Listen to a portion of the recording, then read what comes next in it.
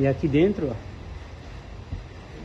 não fechei ainda, mas é isso aqui, ó, a névoa se formando. Então a névoa fica em todo a extensão da evaporadora, e daí o ventilador, né, vai estar jogando esse ar gelado que passa pela evaporadora aqui, ó, lá para baixo. Eu tô sentindo aqui já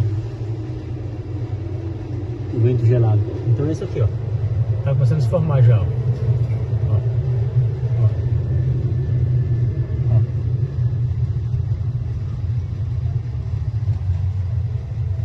Aqui é onde o tubo tá mandando pressão, e é isso aí. Mais uma concluída.